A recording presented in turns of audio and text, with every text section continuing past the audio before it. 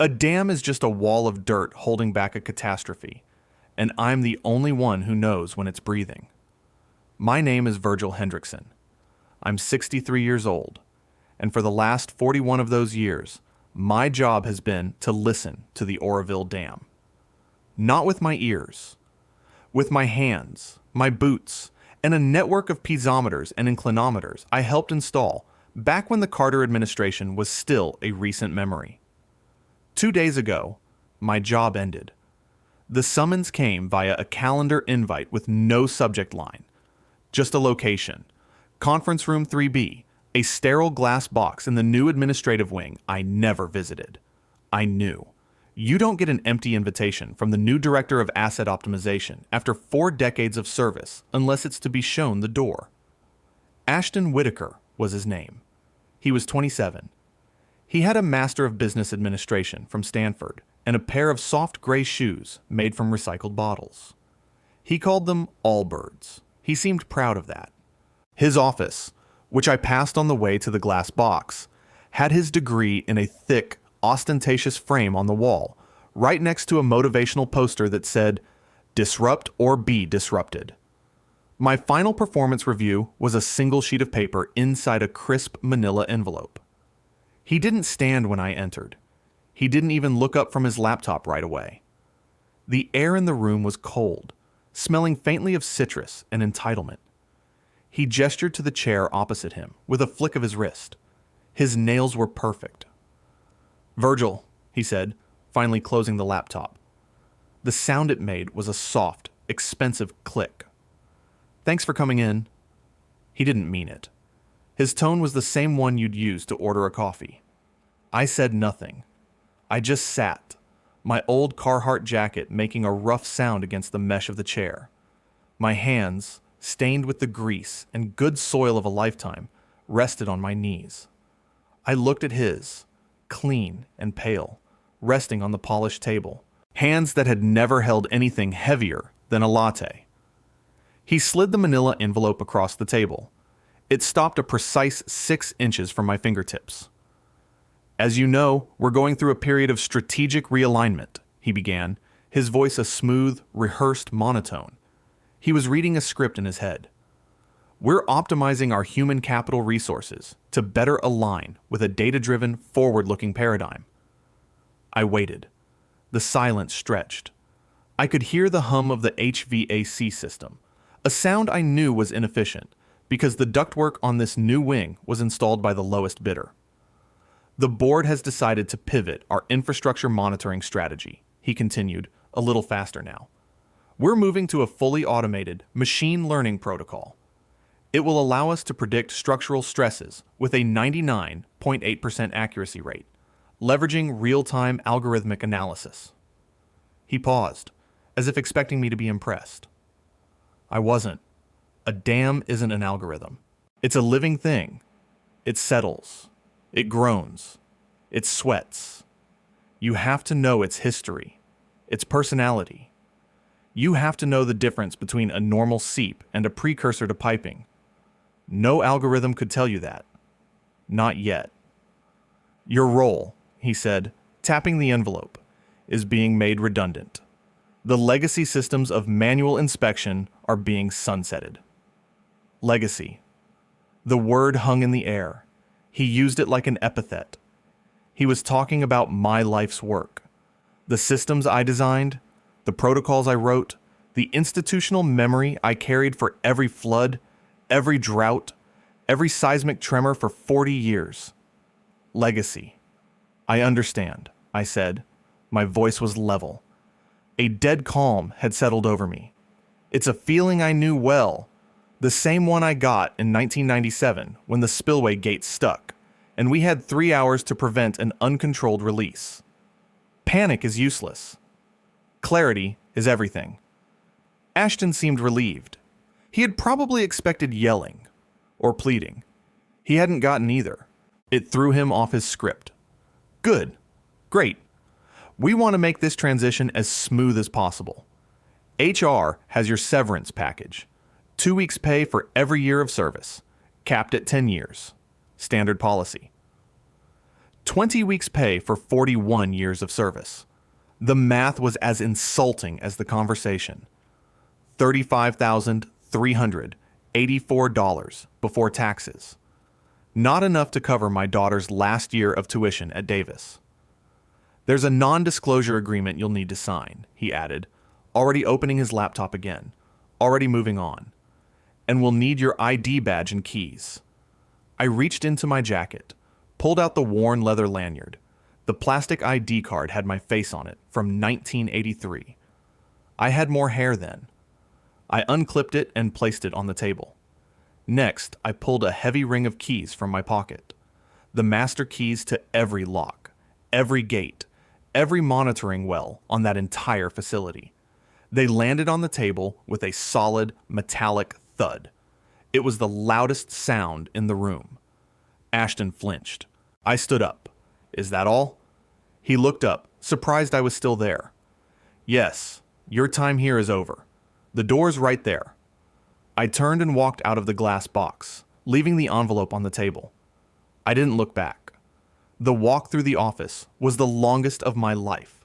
A few of the younger engineers, good kids I'd trained, looked up from their screens. They saw the look on my face, saw me without my badge for the first time ever, and they knew. Their faces fell. They looked back at their screens, ashamed. They had mortgages. I understood.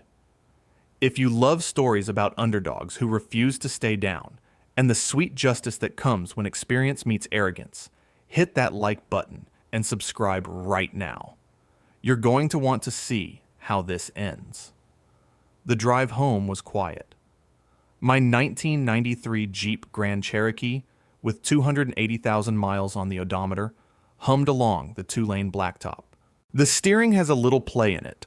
The seat is worn in the shape of me, and it smells of dust, coffee, and faint hydraulic fluid. It's a machine I understand. Every knock, every rattle tells a story. I replaced the radiator myself last fall. Rebuilt the transfer case back in 2013. I drove past the reservoir. The water was high for this time of year, a vast, placid, blue sheet hiding an immense weight.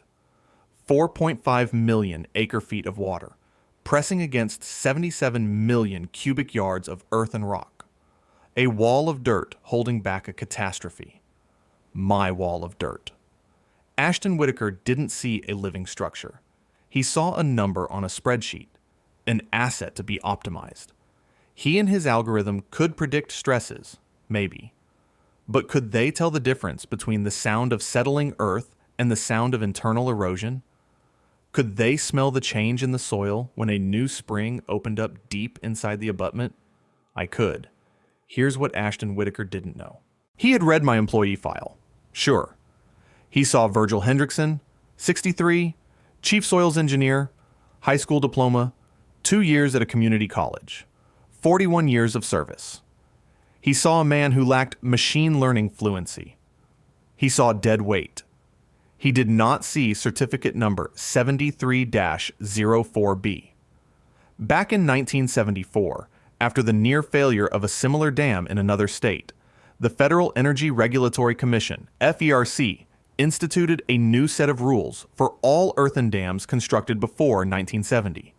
The Oroville Dam was completed in 1968. The new rule, buried deep in Article 4, Paragraph 2 of the Dam Safety Act, mandated that weekly and monthly safety reports for these legacy earthworks had to be physically signed by a federally certified legacy earthworks inspector. It was a certification they created, ran for 5 years, and then discontinued. The men who held it were a dying breed. Most had retired by the 90s. Many were now dead. As far as I knew, for the entire western region, I was the last one. The breaking point came in February 2020. That was when old Mike Connolly, who handled the dams up in Washington, passed away. His obituary mentioned he was a devoted grandfather and a lifelong fisherman. It didn't mention he was also LEI certificate holder 73-09A. FERC sent a memo around. I was the only one who understood its significance. They did an audit. For the entire Pacific watershed, it was just me. I knew for sure 3 weeks ago. My biannual recertification came in the mail. It's just a formality now. A single sheet of paper from a FERC sub-office in Denver. But it's the most important piece of paper in the entire Department of Water Resources. Without my signature, on my specific form, with my specific certification number, the weekly safety report for the Oroville Dam is just a stack of paper. An invalid document and an invalid report, according to FERC regulations, is the same as no report at all. This is what Ashton Whitaker, with his Stanford MBA and his Allbirds, had not realized. He thought he was cutting a line item on a budget. He didn't realize he was cutting the brake lines on a freight train. He hadn't just fired an old engineer. He had, with the click of a laptop, effectively decertified the largest water storage facility in the state of California. I got home and my wife, Martha, was in the garden. She saw my Jeep pull in 3 hours early, and her face was a storm of questions. I got out of the car, and the look on my face told her everything. She just came over, wiped the dirt from her hands on her apron, and put an arm around me. "It finally happened," she said. It wasn't a question. "It finally happened," I confirmed. We stood there for a moment, looking at the apple trees I'd planted when our daughter was born. They needed pruning.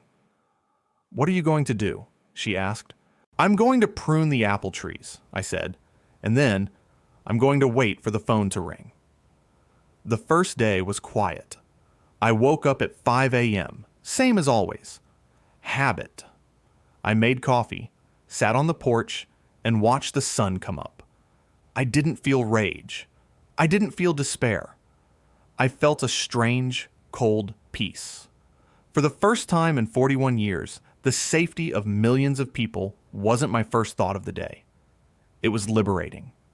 I spent the morning in the garage, cleaning my tools, organizing sockets, wiping down wrenches, putting things in their proper place.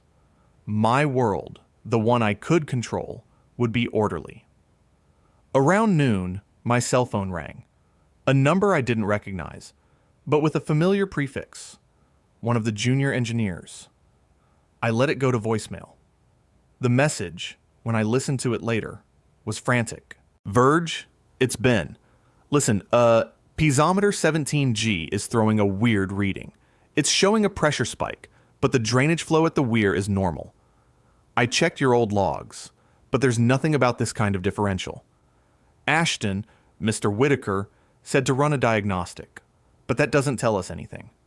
Can you just call me back when you get this? Please." I knew what was wrong with 17G. An air bubble in the line.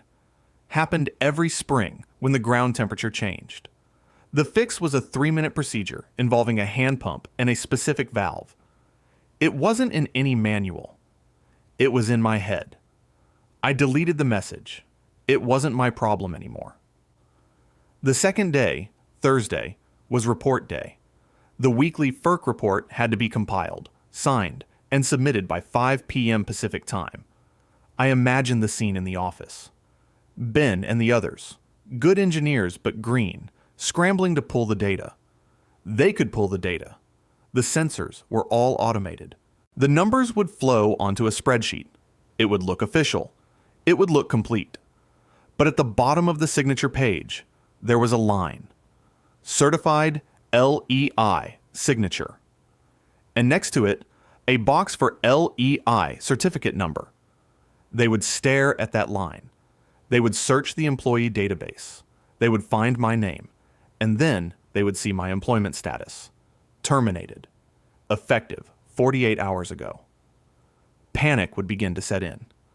I spent the afternoon pruning the apple trees.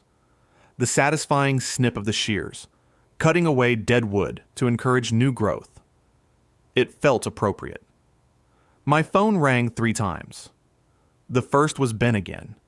The second was his boss, the department head. The third was a blocked number. I ignored them all. I focused on the shape of the branches, the promise of the buds. At 5:01 p.m., the system did its job. Somewhere in a server farm in Colorado, a piece of code registered that the Oroville Dam weekly report had not been received. An automated flag was raised. A low-level FERC analyst would get an alert on his screen. He would follow protocol. He would send an email. That email would land in Ashton Whitaker's inbox. It would have a subject line in all caps. Urgent. Notice of non-compliance. Oroville Facility ID 1968-CA-02. Ashton would probably read it and not understand its gravity. He'd see it as a bureaucratic hiccup. He'd forward it to the legal department, adding a note. Can you guys handle this? He would be wrong. Legal couldn't handle it. This wasn't a contractual dispute.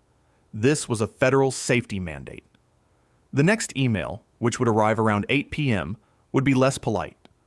It would come from the FERC regional director. It would be CC'd to the director of the California Department of Water Resources and the state's head of emergency services. This email would quote regulations. It would use phrases like immediate and mandatory. It would state that in the absence of a certified safety report, the commission had no choice but to assume the dam was in a state of potential jeopardy. The email would conclude with a single, devastating sentence. Pursuant to 74 CFR 12.9, you are hereby ordered to begin immediate drawdown procedures to bring the reservoir to minimum safety pool elevation, 400 feet, within the next 72 hours. Failure to comply will result in federal seizure of the facility. That was the kill switch. Drawing down the reservoir to that level would be a catastrophe in its own right. It would mean shutting down the Hyatt power plant, costing the state an estimated $1.2 million a day in lost electricity generation. It would halt all water deliveries to the agricultural clients in the Central Valley during peak season. It would trigger water rationing for millions of residents in Southern California. The political and economic fallout would be immense, all because of a missing signature. My signature. I finished the trees, cleaned my tools, and went inside. Martha had dinner ready. Pot roast, my favorite. Phone's been ringing, she said, placing a plate in front of me. I know, I said. Anything important? Not for me, I said, and for the first time in 2 days, I smiled. The phone rang again as we were eating dessert. Apple pie from last year's harvest. This time, it was the landline. The number on the caller ID was from the state capitol. I looked at Martha. She nodded. I picked it up. Is this Virgil Hendrickson? The voice was strained, tight with a panic that was trying very hard to sound calm and authoritative. It is, I said. My name is David Chen. I'm the governor's chief of staff. Of course he was. Mr. Hendrickson, it seems we have a situation regarding the Oroville Dam. I'm retired, Mr. Chen, I said, taking a bite of pie. I'm not up to date on situations. There was a pause. I could hear muffled shouting in the background. Someone was having a very bad night. Virgil. May I call you Virgil? We understand there was a personnel change at the DWR this week. A misunderstanding. There was no misunderstanding, I said clearly. I was informed my position was redundant, that my 4 decades of experience were legacy and being replaced by a machine learning protocol. The director of asset optimization, Mr. Whitaker, was very clear on that point. He said my time was over. Another pause, longer this time. I could almost hear the gears turning in his head, the political calculations being made. He was realizing he couldn't bully me. He couldn't threaten me. I had nothing to lose. They, on the other hand, were about to lose control of the state's entire water system. Listen, Virgil, Chen said, his voice dropping the pretense of authority and shifting to desperate negotiation. FERC has issued a drawdown order. You know what that means. We're looking at a state of emergency. We need that report signed. What will it take to get you to come back? Just for a day. Just to sign the form. He still didn't get it. He thought this was about a piece of paper. He thought I could be bought for a day's wages. "Mr. Chen," I said, setting my fork down. I had his complete attention. I had the complete attention of the entire state government. The silence on the other end of the line was absolute. "You're asking the wrong question. It's not about what it will take to get me to sign a piece of paper." I stood up and walked to the window, looking out at the dark silhouette of my apple trees, perfectly pruned, ready for a new season of growth. "The question you should be asking," I said, my voice as calm and steady as a concrete monolith, "is what it will take for me to come back at all." The silence that followed was the sound of a paradigm shifting. David Chen was a man used to giving orders, to having a dozen solutions for every problem. He was now facing a problem with exactly one solution, and that solution was a 63-year-old retired engineer standing in his kitchen in the middle of nowhere. "Okay, Virgil," he finally said, his voice stripped of all artifice. It was the sound of complete surrender. "Tell me, what does it take?" This was the moment, the culmination of 41 years of quiet competence, of swallowed pride, of missed family dinners and holidays spent at the dam because a storm was rolling in. This wasn't about revenge. Revenge is a hot, messy emotion. This was about correction. It was about restoring balance to a system that had become dangerously top-heavy with arrogance and ignorance. "First," I began, ticking the points off in my head as if I were outlining a structural repair plan. "I'm not coming back to my old job. The position of Chief Soils Engineer is, as Mr. Whitaker pointed out, redundant. I will accept the position of Director of the Department of Water Resources." I heard a sharp intake of breath on the other end. The current director was a political appointee, a friend of the governor, a casualty of the necessary correction. "Second," I continued, not giving him time to argue, "I want Ashton Whitaker's resignation on my desk by the time I arrive tomorrow morning. Not a transfer, not a reassignment, a resignation. I expect him to be escorted from the building by security. His particular brand of optimization is a clear and present danger to public safety." "Virgil, that's—" Chen started, but I cut him off. "Third," I said, my voice hardening slightly. "The insult was public. The apology will be public. I want a formal, written apology from the governor's office for the summary dismissal and the denigration of my service. That apology will be read into the official record of the State Assembly, and a copy will be framed and hung in the lobby of the DWR headquarters." I paused. Let the weight of it sink in. He was probably thinking about the political cost, the media firestorm. He was thinking this was negotiable. "And fourth, Mr. Chen," I added, delivering the final, non-negotiable term. "My salary for the director position will be set at $495,000 a year, with a guaranteed 5-year contract. My first act as director will be to commission a full, independent review of all hiring and promotion practices within the DWR, with a specific focus on prioritizing field experience over academic credentials in critical safety roles." I had finished. The line was silent for a full 30 seconds. I could picture the scene. Chen, with his phone pressed to his ear, surrounded by panicked aides. The governor on speakerphone, perhaps. They were trapped. A drawdown would cost billions in economic impact and political capital, far more than the cost of my terms. They had no leverage. I had the keys to the kingdom, and I had just changed all the locks. "Can you be here by 6 a.m.?" Chen asked. His voice was a ghost. "My Jeep is reliable," I said. "I'll see you in the morning." I hung up the phone. Martha was looking at me, her eyes wide. She had heard my side of the conversation. A slow smile spread across her face. "Director, huh?" she said. "Does that mean you'll be home for dinner more often?" "It means," I said, walking over and taking her hand, "that I'll finally be in a position to make sure the people who know what they're doing are the ones in charge, starting with me." The drive to the Capitol the next morning was different. The old Jeep felt the same. The road was the same, but the world had shifted on its axis. I was no longer a discarded employee. I was the cavalry. I didn't wear a suit.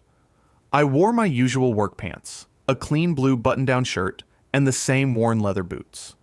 You don't gain authority by changing your clothes. You either have it or you don't. I parked my Jeep in the spot marked Director, right next to a black state-issued sedan. A man in a suit, David Chen, was waiting for me by the door. He looked like he hadn't slept. "Mr. Hendrickson," he said, extending a hand.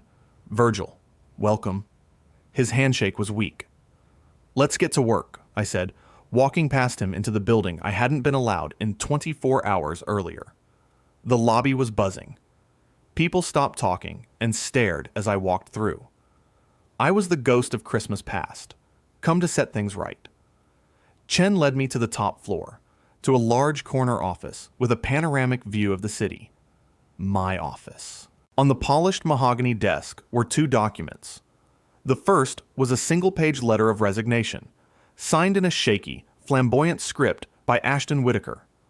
The second was a draft of the formal apology, printed on the governor's official letterhead. "He's been informed," Chen said, gesturing to the resignation. "Security is with him now. He's clearing out his desk." "Good," I said. I picked up a silver pen from the desk set. It was heavy, a legacy item from a previous director. I looked at the FERC report that sat waiting for my attention. The signature line was blank. Before I signed it, I walked over to the window. I could just make out the distant hills that held the reservoir. I thought about Ashton. He wasn't evil. He was just a product of a system that taught him that knowledge came from books and screens, not from dirt and time. He believed in data, but he didn't understand the story the data was telling. He had the title, the authority, the Armani suit, but he never had control. That was his fatal flaw. He thought the map was the territory. I turned back to the desk. I signed the FERC report. My signature, the same one I'd practiced since I was a boy, flowed onto the page. I wrote my certification number beneath it, 73-04B, a legacy number, a number that meant something. I handed the signed report to Chen. "Get this to FERC immediately, then call off the drawdown order." He took it like I was handing him a holy relic. "Yes, sir. Right away, Director." My first official act as director was to walk down to my old department. The mood was a strange mix of relief and trepidation. Ben, the young engineer who had called me in a panic, was the first one I saw. "Ben," I said. He stood up straight, like he was reporting to a drill sergeant. "Sir, Director." "At ease," I said. "Piezometer 17G. Did you fix it?" No, sir. We couldn't figure it out." "It's an air bubble in the line.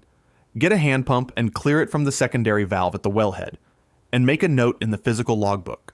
It happens every spring." His face was a mask of awe and relief. "Yes, sir. Thank you, sir." I looked around at the faces of the team. My team. "Listen up," I said, my voice carrying across the cubicles. "Things are going to be different around here. We're going to value experience. We're going to fund maintenance. We're going to listen to the people in the field. There will be no more talk of legacy systems. There is only the system that keeps the water behind the wall and the system that doesn't. Our job is to make sure we're the former. Now, get back to work." As I walked back to my new office, I passed conference room 3B. Inside, a cleaning crew was wiping down the table where my career had supposedly ended, and coming out of the elevator, flanked by 2 uniformed security guards, was Ashton Whitaker. He was carrying a small cardboard box with his framed degree, a motivational poster, and a pair of gray Allbirds shoes. Our eyes met for a brief second. There was no recognition in his, just the blank stare of a man whose entire worldview had been shattered. He hadn't seen me coming. He hadn't understood the ground beneath his feet. He was a perfect example of what happens when you have all the data, but none of the wisdom. The guards guided him toward the exit. The door closed behind him. His time was over. The aftermath was quiet. The apology was read into the state record. The news cycle churned for a few days. Old guard engineer saves state from MBA-induced disaster. And then moved on. My contract was ratified. My salary was deposited. But the real victory wasn't the title or the money. The real victory came a few weeks later. I was able to leave the office at 5 p.m. I drove home in my old Jeep, the sun low in the sky. I pulled into my driveway, and Martha was there, waiting on the porch. The apple trees were in bloom, their branches full of white and pink blossoms. I had spent a lifetime listening to a wall of dirt, making sure it didn't fail. In the end, the wall that failed was the one built on arrogance and buzzwords. And the man they thought was a relic, a piece of a legacy system, turned out to be the foundation. Some assets don't show up on a spreadsheet. Experience is one of them. Respect is another. They learned that lesson the hard way. I just went back to doing my job, listening to the breathing of the dam, but now from a much better office. Thanks for watching, and I'll see you in the next video. Hit that like button if you enjoyed the story, and leave a comment telling me about a time when experience won the day. Subscribe to the channel for more stories of quiet competence and well-earned victory.